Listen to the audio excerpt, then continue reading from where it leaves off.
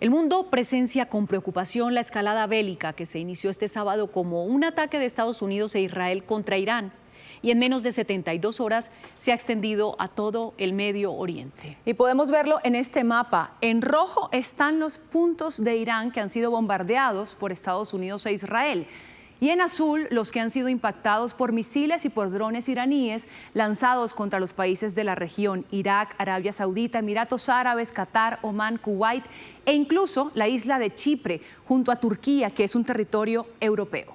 Andreina, ya se cuentan 555 muertos en Irán y además 52 fallecidos en el Líbano, pues ese es el nuevo escenario de ataques israelíes hoy contra objetivos de Hezbollah, un grupo extremista protegido por Irán que hoy decidió entrar en esta guerra. Esta situación además ya afecta los precios internacionales del petróleo. Veamos lo que ha pasado en las últimas horas en esta convulsionada región.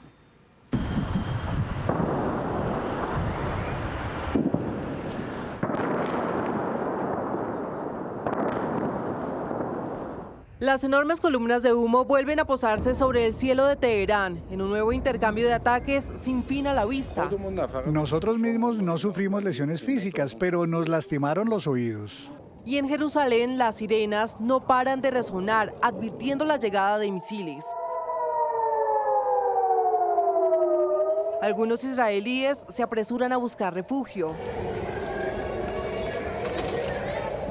Otros no han tenido más remedio que cubrir sus cabezas en el suelo mientras observan aterrados el paso de los artefactos. Los estruendos no escapan del sur del país.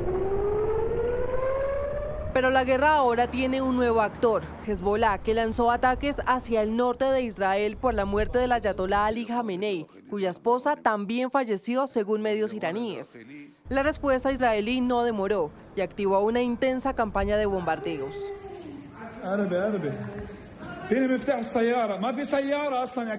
Hezbollah eligió unirse al régimen terrorista iraní en lugar de la estabilidad para el pueblo del Líbano. Hezbollah acaba de cometer un error enorme. Edificios destruidos y calles sumidas en polvo y escombro dan cuenta de nuevo frente de guerra, uno al que no escapa la gente, que desde anoche huye desesperada en suburbios abarrotados de Beirut, la capital libanesa. Somos originarios de Aita al-Shaab. Salimos a las 3 de la madrugada. ¿A dónde vas? Todavía no lo sabemos. Queremos vivir en estabilidad, continuar con nuestras vidas. Tenemos hijos, bebés, varones. Queremos vivir. Ese es nuestro objetivo. La gravedad del conflicto trasciende fronteras después que Chipre, país de la Unión Europea, fuera impactado por un dron iraní en una base británica. El ataque ocurrió luego que el primer ministro de Reino Unido, Keir Starmer, dijera que Londres permitirá a Washington usar bases militares para fines defensivos específicos. Los residentes de la zona se mantienen en alerta. Nos despertamos con una fuerte explosión, la casa temblaba, las ventanas y todo. Las sirenas sonaron durante unas 3 o 4 horas. Yo no tenía miedo, pero mi esposa sí. Mientras la tensión escala, el presidente Emmanuel Macron dijo que Francia aumentará el número de ojivas nucleares. Debemos fortalecer nuestra disuasión nuclear ante las múltiples amenazas y debemos considerar nuestra estrategia de disuasión en lo profundo del continente europeo. Y bajo una sed de venganza que cubre varios países, hoy estallaron protestas en Irak contra los ataques de Estados Unidos e Israel en suelo iraní. Como vimos, hoy el Líbano sufrió el embate de los ataques israelíes. El sur de la capital, Beirut, fue atacado, causando decenas de muertos, heridos y desplazamiento. La ofensiva israelí se da tras el ataque de Hezbollah a una instalación de defensa antimisiles cerca de Haifa, en Israel. Andreina, al ver a su país nuevamente inmerso en medio de las hostilidades de Hezbollah e Israel, el primer ministro libanés prohibió a este grupo las actividades militares. Etel Bonet, de la Alianza Informativa Latinoamericana, nos informa desde Beirut. Sí, efectivamente. Líbano vive un nuevo día de miedo y desplazamiento. Tras el lanzamiento de misiles y drones de Hezbollah contra el norte de Israel, el ejército israelí intensificó sus ataques aéreos contra el Líbano, incluyendo zonas densamente pobladas en los suburbios del sur de Beirut. Las autoridades locales reportan decenas de muertos, más de un centenar de heridos y miles de civiles huyendo hacia el interior del país. Hezbollah explicó que su incursión armada fue una respuesta directa a la muerte del líder supremo iraní, el ayatolá Ali Khamenei, abatido en ataques conjuntos de Estados Unidos e Israel contra Irán hace unos días. Esa acción marcó el inicio de una guerra abierta entre Israel, respaldado por Washington, e Irán con misiles y drones iraníes, alcanzando objetivos en Israel y bases estadounidenses en los estados del Golfo. Esa guerra entre estados ha comenzado a contagiar fronteras enteras de toda la región. Lo que hasta ahora eran enfrentamientos principalmente entre Washington, Jerusalén y Teherán, se ha transformado en un conflicto mucho más amplio. Grupos aliados de Irán como Hezbollah en el Líbano y milicias chiíes en Irak, Siria y los hutíes en el Yemen han comenzado a tomar parte activa o al menos a coquetear con entrar en combate, complicando aún más el mapa de actores regionales. Desde Líbano, Beirut, Etel Bonet para la Alianza Informativa Latinoamericana. Etel, gracias. Y precisamente en Noticias Caracol en Vivo habló el embajador de Colombia en el Líbano, Edwin Hostos, sobre lo que está sucediendo. La situación es sumamente tensa. Desde la madrugada de hoy se han presentado múltiples explosiones, múltiples ataques, bombardeos. A las 2:45 de la mañana se presentaron más de 10 bombardeos y en este momento hay bombardeos. Ha habido en los últimos 30 minutos también se han llevado a cabo bombardeos, en especial en la zona de Dahi, en el sur de Beirut. Y esto ha ocasionado un masivo desplazamiento dentro de la propia ciudad. También ha habido una cantidad significativa de bombardeos en el sur y en el valle del Bekaa, en el Líbano, que también ha provocado un desplazamiento masivo de personas del sur del país hacia la zona centro y la zona norte del Líbano. ¿El desplazamiento interno se sabe de qué magnitud es? ¿Cómo se da esa dinámica? El desplazamiento se da interno dentro de la misma ciudad. Por ejemplo, anoche, esta madrugada, después de las explosiones que se llevaron a cabo, inmediatamente muchos de los pobladores de la zona de Dahi, en Beirut, comenzaron un desplazamiento masivo que se aumenta además con los comunicados que son emitidos por el gobierno israelí, en el que solicitan que las personas puedan salir de poblaciones en el sur del Líbano porque se van a presentar presuntamente los ataques allí. Entonces, ante estas advertencias que se dan, el desplazamiento se da a nivel de la ciudad misma y este desplazamiento origina que las personas se desplacen a la zona centro de la ciudad. Hay un parque en la zona centro donde en este momento hay centenares de personas que se encuentran desplazadas con carpas, y también a nivel del país como tal, es decir, por los ataques que se han llevado a cabo en el sur del Líbano, que han vulnerado notablemente la situación de las personas pobladoras en el sur del país y que provocan que ellos se desplacen a las montañas urbanizadas o a la zona centro y norte del Líbano. Hace apenas minutos, el presidente de Estados Unidos, Donald Trump, volvió a referirse a la operación Furia Épica contra Irán, en la que murió el ayatolá Ali Khamenei. Porque ya son 4 los muertos estadounidenses y el alto mando militar de ese país aclaró hoy que esta operación tomará tiempo. Juan Camilo Merlano, ¿qué más dice la Casa Blanca? Andreina, en efecto, más reciente es lo que acaba de decir el presidente Donald Trump hace algunos minutos aquí en la Casa Blanca durante un evento donde estaba concediendo la medalla presidencial de honor. Trazó los objetivos 4, según él, que tiene los Estados Unidos en Irán en el marco de esta operación Furia Épica. Dijo que el primero es destruir las capacidades balísticas de Irán, su capacidad de fabricar misiles, aniquilar su armada. Aseguró que ya han hundido unas 10 embarcaciones, garantizar que el Estado número 1, promotor del terrorismo en el mundo, no pueda obtener un arma nuclear y asegurarse de que el régimen iraní no pueda continuar garantizando o más bien armando y financiando organizaciones terroristas por fuera de su territorio. No mencionó, en diferencia o a diferencia de como lo había hecho en anteriores ocasiones, su llamado al pueblo iraní de que se tomara el poder, ni tampoco mencionó nada con respecto a cambio de régimen, pero sí habló de la posible extensión de esta operación.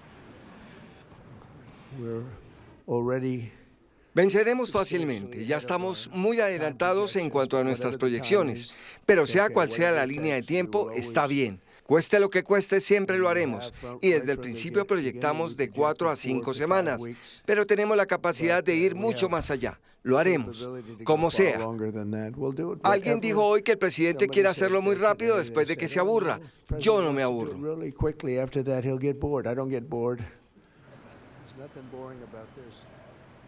Hace algunos minutos pasaba por aquí muy cerca el jefe del Estado Mayor Conjunto, Dan Kane, quien es el principal asesor militar del presidente de los Estados Unidos y quien estaba al frente de la operación Furia Épica, y quien en esta mañana, junto al secretario de Guerra Pete Hegseth, concedieron una conferencia de prensa dando detalles de las primeras horas, 57 horas de este operativo.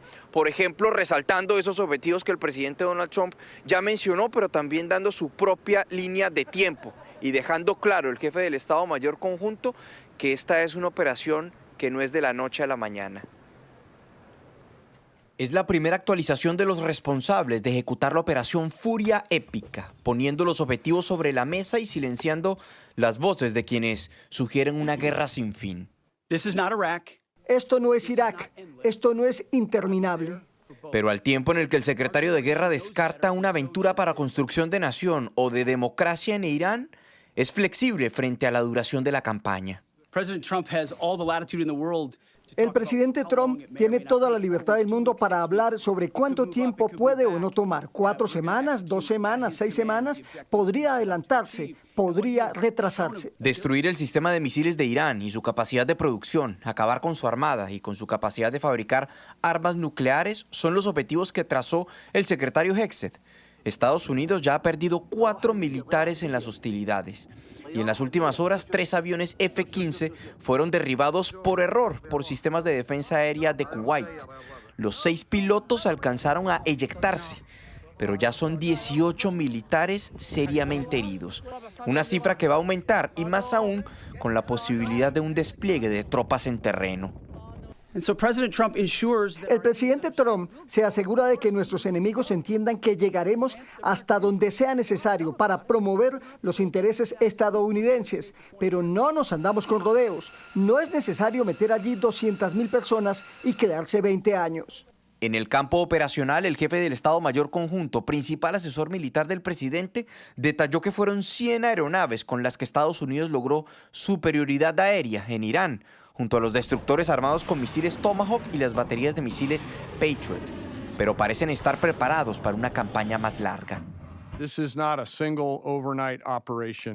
Esta no es una operación de la noche a la mañana. Los objetivos militares asignados tomarán tiempo para alcanzarse y en algunos casos serán una tarea difícil y ardua. Prevemos sufrir pérdidas adicionales. Como siempre, trabajaremos para minimizar las pérdidas estadounidenses, pero como dijo el secretario, se trata de operaciones de combate a gran escala. Según el secretario de Guerra, esta no es una operación de cambio de régimen, pero el régimen iraní ya no está. Adicionalmente, informó el alto mando militar que ya autorizaron el envío adicional de tropas y otros activos militares al Medio Oriente para que sigan apoyando a la operación Furia Épica. Margarita, Andreina. Juan Camilo, gracias. Y para entender más, estamos con nuestra analista internacional María Teresa Aya. Teresita, ¿qué riesgos hay de que esta operación se extienda en el tiempo y se extienda en el mapa? Margarita, Andreina, efectivamente, cada momento que pasa, esta guerra tiene el riesgo de convertirse en una guerra global. Si bien hay quienes dicen que ya estamos viviendo una guerra efectivamente con impacto en diferentes regiones del mundo. Y es que, como bien lo decían ustedes, este fin de semana, en solo 3 días, hemos visto que los ataques han llegado a todo lo que es el Medio Oriente, han cubierto casi todos los países de la zona, incluido, como bien lo decían, Chipre. Chipre en su zona sur, la zona donde fue el ataque que fue desarmado hoy, es zona de la Unión Europea, es territorio griego y Grecia es un país que forma parte de la Unión Europea. Y hemos visto que los europeos a lo largo de solo 3 días ya han tomado cartas en la guerra. Países como el Reino Unido dijeron que precisamente sus bases militares, como la que tienen en Chipre, pueden ser usadas por Estados Unidos en el marco de la guerra, solo para la defensa, no para la ofensiva todavía. Y otros como Francia han salido a decir que ellos están dispuestos a defender a todos los países del Golfo, aquí del Golfo Árabe, en especial a Jordania, un país con el que tienen una relación muy especial. Y eso de manera paralela a las declaraciones del presidente Macron, en las que dio a conocer su nuevo armamento nuclear. Detrás de eso hay un mensaje muy poderoso. Entonces sí, cada minuto que pasa se corre el riesgo de que esta guerra se agrande y expanda sus fronteras. Teresita, hay pocas señales de desescalamiento y precisamente en entrevista con Noticias Caracol en vivo, el embajador de Irán en Colombia prometió venganza. Dijo que con la muerte del ayatolá Ali Jamenei están de luto y que Estados Unidos e Israel deben asumir las consecuencias. Vamos a castigar los enemigos que están atacando a Irán y es una venganza. Venganza significa que tenemos que defendernos, no podemos rendirlos, no pueden que ellos matan a nuestro líder y también rendimos y arribamos a los manos y decimos que sí, usted cuando y cualquier cosa que usted quiera que sí aceptamos. Estamos entonces frente a una guerra que con la muerte de Jamenei es ojo por ojo, ley del talión, ustedes matan a mi líder, yo reúno mi 20% y los atacamos hasta que matemos a su líder, ¿o qué clase de guerra es esta? No, la diferencia es que el mundo musulmán no hizo nada. Son los genocidas israelíes y el terrorismo americano que mató a nuestro líder. Nosotros con nuestros hermanos en el Golfo Pérsico, en el mundo musulmán, somos hermanos. No es una guerra religiosa. ¿Qué sienten y qué siente usted con lo que pasó con su ayatolá Ali Jamenei? Estamos en un sentimiento de luto. Perdimos dos líderes, un líder religioso, porque somos creyentes en Irán. Quizás señora Teresa puede nos explicar que los musulmanes, especialmente los chiitas, somos creyentes, especialmente en Irán, Irak, y entonces perder un líder religioso de verdad es doloroso. Y estamos en una situación sentimental muy doloroso. Nuestro país está bajo de bombardeos. Hace 3 horas los americanos anunciaron que más de 2.000 objetos hasta ahora está bombardeado. La industria energética es una de las grandes impactadas. Tras la suspensión del paso de embarcaciones por el estrecho de Hormuz, el precio del crudo subió casi un 10% en Europa y superó los $80 por barril. Qatar, por su parte, acaba de anunciar que suspende la producción de gas licuado, que es el corazón de su economía, y también se esperan alzas en este mercado. Así se ve de lejos el estrecho de Hormuz desde Musandam, en Omán. Hay cientos de barcos cargueros anclados o desviados, esperando que se defina su ruta. Y es que las grandes navieras han tenido que reprogramar o suspender sus actividades hacia y desde el Golfo Pérsico. Por aquí, a través de la costa iraní, pasa una quinta parte del comercio mundial de petróleo. Con Irán bajo ataque, la ruta ha dejado de ser segura. Pero además, Teherán la está usando como una forma de presión al mundo. Y es que la interrupción de los envíos de petróleo por esta vía sacude la economía completa. Los precios del petróleo ya se dispararon, las bolsas cayeron y el dólar subió. En el caso del Brent, el de referencia en Europa, subió un 9,88% hasta superar los $80, un nivel en el que no cotizaba desde finales de junio. Y como Irán continúa lanzando misiles o drones hacia los países del Golfo como represalia, fueron suspendidas las operaciones en la mayor refinería de petróleo de Arabia Saudí, Aramco, tras recibir el impacto de los restos de 2 drones iraníes que fueron interceptados por las defensas antiaéreas saudíes. El incidente causó un incendio en las instalaciones que, según Arabia Saudita, es menor, y también el cierre de algunas unidades como medida de precaución. Qatar, que también ha recibido el impacto de drones, anunció que detiene su producción de gas natural licuado que equivale a aproximadamente el 20% del suministro mundial y desempeña un papel fundamental para equilibrar la demanda. Como consecuencia, el precio del gas también se disparó hoy un 27% hasta alcanzar casi los $40 y se espera que siga subiendo. De hecho, los mercados financieros y los precios del petróleo han reflejado hoy las crecientes tensiones por el escalamiento del conflicto en Oriente Medio. Mientras el petróleo sube, otros sectores como las bolsas caen. Laura Rojas, usted nos tiene el panorama. Mire, el petróleo es el primer termómetro de lo que sucede en esa región del mundo. La referencia Brent amaneció disparada y alcanzó a superar los $80 por barril, aunque se mantiene en $77 con un aumento de 6,8%. El conflicto en esa zona compromete el transporte marítimo a través del estrecho de Hormuz, por donde transita alrededor del 20% del petróleo mundial. Ahora bien, para Colombia hay dos caras de una misma moneda. Una es por ser un país que exporta petróleo. Colombia recibirá más dinero por esas ventas. Algunos calculan $5 diarios adicionales, pero también esto deja la preocupación de posibles alzas en el precio de la gasolina, que dependen de los precios internacionales. Expertos como Felipe Campos advierten sobre esto. La subida del petróleo tiene ganadores y perdedores. Los principales perdedores es el mundo porque se le sube la gasolina. Y eso le duele mucho más a los países desarrollados que a países como Colombia, aunque también se nos sube. Entonces, la debilidad del mundo es la gasolina y la inflación. La debilidad colombiana es si esta crisis lleva a subir el dólar, porque el dólar sí nos presiona. Entonces, uno se preocuparía más allá de lo que pueda subir la gasolina, es que el dólar no se va a poner por encima de 4.000 pesos, porque entonces tendríamos un choque inflacionario. Y es que el dólar en el mundo se está fortaleciendo frente a otras monedas y en Colombia alcanzó a subir los 3.790 pesos y ahora está en niveles de 3.760 pesos. El conflicto en Medio Oriente sacudió también las bolsas del mundo que tuvieron caídas. Por ejemplo, el IBEX 35 de España tuvo una caída del 3%. En Estados Unidos el Dow Jones cayó 0,42% y el Standard & Poor's 500 cayó 0,36%. El índice europeo perdió 2,46% y en Colombia el índice Colcap cayó 1%. Laura, gracias y volvemos con Teresita Aya. China, el principal importador de petróleo, es por supuesto uno de los grandes afectados. ¿Qué riesgos tiene para China y cómo se espera que juegue este gigante asiático en el conflicto? Margarita, China efectivamente le compra el 87% del petróleo que produce Irán.